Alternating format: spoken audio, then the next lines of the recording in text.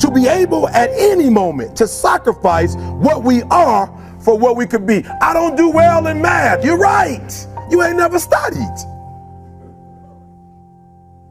I'm not good in writing because you have never written before. But I dare you to fail in writing for a whole year to see if you can get to the end. I dare you to fail. I dare you to take that same class over and over again. I dare you to stop dropping classes like you soft. Always want to give up. I'm dropping. Why are you dropping? I'm so grateful that the slaves didn't drop and quit. Say, I'm just going to stop. I'm a slave. I'm just going to be a slave. I'm going to quit. Listen to me. The slaves said, we will live because one day we will become. We won't always be slaves. So today, although we're slaves, we're going to act like we're free, and one day our children will be free. If the slaves would have just said, we quit, we give up, we would have died in the middle passage. But some slaves said, I don't care what we go through, we're going to survive this. 400 years of slavery, we're going to get through this. And you can't get through it 1825. You can't get through a writing class, and you got tutor after tutor, resource after resource. The problem is you ain't never felt no pain before. You're soft. It's a soft generation. You quit on everything. Our people did not quit. Harriet Tubman not only made it, she went back and got some more. She said, you know what, I made it, but I'm going to walk all, listen to me, shh, not ride the bus. I'm going to walk all the way back down to the South to get some more. And you quitting on 1825? Now watch this. You quit after you, listen to me, you get a sleeping bag and you wait for them. You wait for the first WRA instructor to come in and you come out your sleeping bag, I need help. You quit after you do that. You quit after you had, listen to me, a WRA party. I'm having a party. Everybody come over. I got food, everything. And let them get over there. Let it be all the best writers. All right, I fooled y'all. I want to have a writing party.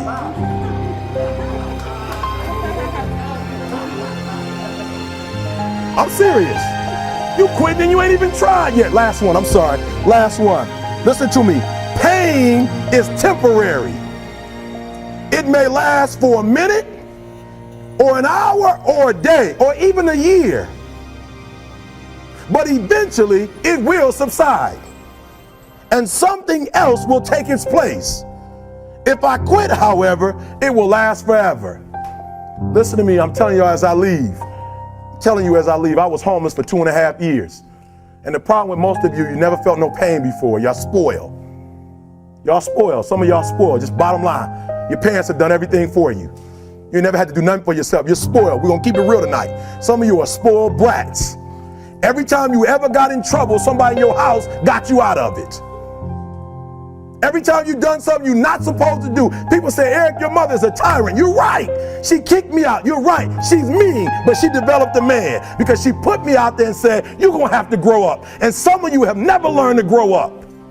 And so every time something get hard, you quit, you call mama. I dare you to take a little pain.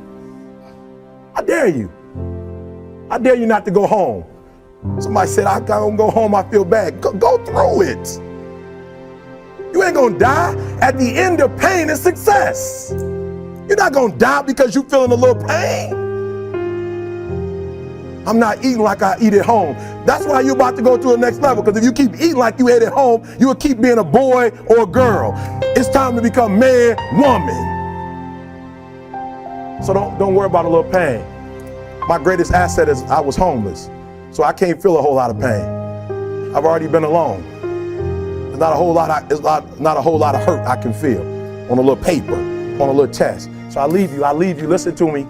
We have gotten to a point where it's midterms and we're moving forward. The days of you getting money, I'm not saying we quitting, but I'm saying the day has got to go from external to internal. You have to give it everything you got. No more TV, no more parties, no more playing. If you don't have a 4.0, what you need to be doing is studying. Get off the phone. I'm sorry, I'm not available until the end of this year. No, I'm for real. You reached the right number, but you called me at the wrong time. Call me back January 1st. I'm about to get busy now. Huh? I want you to have a countdown of your own. and say when the countdown is over, we're the real, shh, watch me, because when I was homeless, I knew something was wrong. I knew that wasn't the best of me, and one day I said, will the real Eric Thomas please stand up? Will the real Eric Thomas please stand up? Stop being this high school dropout. Stop giving up. Stop sleeping on the street. Stop walking up and down Finkel Avenue like you ain't got nothing, and get your GED. Stop being afraid to take a test. Stop being afraid to go to college because your daddy didn't go and your mama didn't go. Stop being afraid and be the best Eric Thomas you can be. But listen to me, it's going to be hard. It took me 12 years to get a 4-year degree, but I got it. And guess what? On a degree, it don't have dates. So if it took you 4 and it took me 12, it don't show up nowhere. But I'm exactly where I wanted to be because I realized I got to commit my very being to this thing.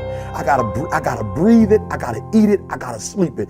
I pointed out 2 things to the students in the audience. One was that a tremendous amount of civilization and effort had gone into producing the institution that they were now part of, and that everyone who was part of that institution was hoping that they would come there and learn everything they possibly could that was relevant and important, and that they would be the best possible people they could be, and they would go out in the world and do as much good as they possibly could.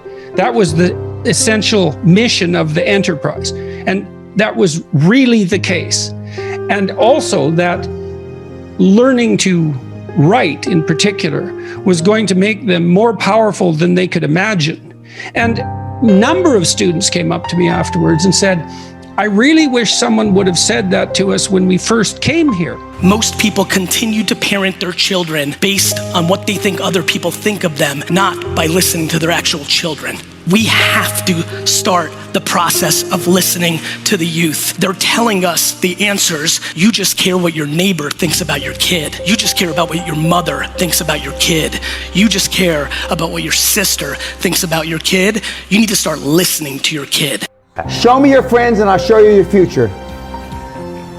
That's one of your top It is. 3 pieces. Show me your friends and I'll show you your future. You want to know why you're all fucked up? Just look at the fucking bums you hang around with. Because I see that stasis is utterly destructive. Because there's no progress, all there is movement backwards. There's aging and suffering and no progress. And so to not commit to anything is the worst of all transgressions. To commit means to put your body and soul into something. To offer your life as a sacrifice means that you're willing to make a bargain with fate. And the bargain is, I'm going to act as if I give it my all, then the best possible thing will happen because of that. To not see the analogy between that and the act of faith in God is to misunderstand the story completely. And it has to be an act of faith, because how are you going to know? You can look at other people, but that isn't going to do it. Kierkegaard was very clear about this sort of thing. There's certain sorts of truths that you can only learn for yourself through experience. There's no way you can tell what is within your grasp, let's say, unless you make the ultimate sacrifice.